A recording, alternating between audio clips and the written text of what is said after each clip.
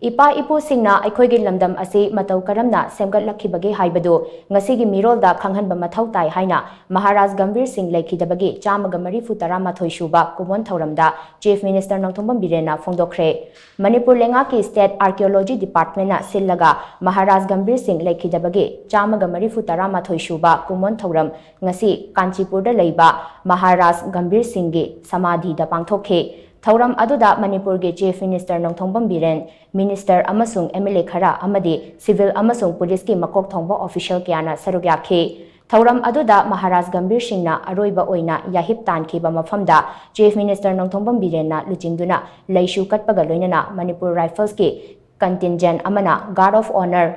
gun salute amadi last post khongduna Maharaj Gambir Singh ge mafamda ikai khumnaba utke Thauram adu loiraba matung Maharaj Gambir Singh Narasingh amasung Hira Chandra ge mitam singda makhatana leishu katlaba matung tarpan katke loinana mafam aduda lupa crore nimfu rom changna sagadaba Maharaj Gambir Singh Museum ge urep uyung tambagi maikhumsu Chief Minister Nongthombam Birena hangdokhe Thauram aduda Chief Minister Nongthombam Birena hai Awa Singgi makhutta chahi taret khundaktuna Manipur mutkiba yabagi fibam amada leiramkhe adubu Maharaj Gambir Singh Narasingh amasung Hira Chandrana luchingba Lanmi Tengol Singhna tongan ba lalong kaya sijinnaduna Awa Singh Manipur dage tanthokduna lamdam asigi anauba puwari ama semba haukhibane Manipur gi hauraklon amadi ipa ipu singna lamdam asi matau karamna ngak selaga lakhibagi haibasi ngasigi mirolda khanghanba mathau tai Madugi damak Maharaj Gambir Singh gi samadhi asida lupa crore nimfu changna museum ama semgatlagani museum asi khwaidagi nauba technology sijinnaduna mapung fana computerized oihangani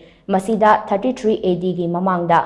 leiramba lamdam asigi wari singbul na chingba pumnamak yauhangani loinana lamdam asida pankhiba ningthaurel Singgi marik chumba wafam kaya technology gi matingna miyamda khangangani haina mahangna phongdokhe Chief Minister na makhatana hai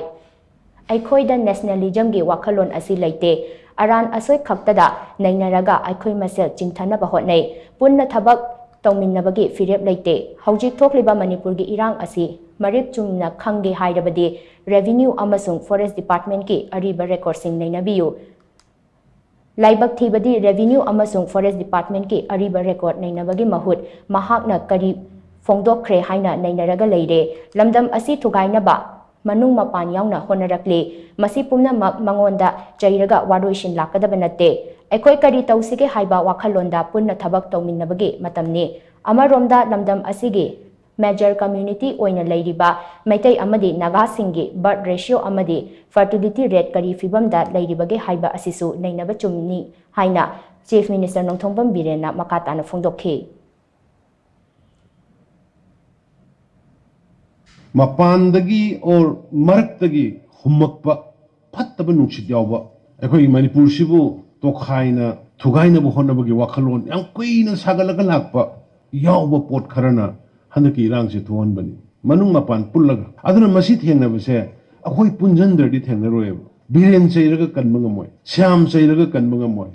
Aina Munoi Sayraga Mayam Sayraga Kanbangama she that quite Mayam Punjalaga Karai de Soibano Karino Karai de Soirambano Adu karmaina koi sang sige kana na kai dong sige nang na kai dong botai aina kai dong sige adu sauri bo kangbu khoi gi hana dei ler bo kangbu sidi kana salaga them sige wari kamai sa sige adom da adu anu bolak pa sing jina kana no moi jina khandok bo kamai dong sige moi ji dum le helaga dra leiraga de khoi hana gi leiba mi sing ji kamai tong dori khoi masing ke am yami sigi pot punamak se khoi major community ne leiriba Meitei Pangal Naga khoi gi birth ratio fertility rate Siga se koi academically Neinaba sangye. Masi academically Neinara kanda TV discussion da sukumba sikara Neinabiyu.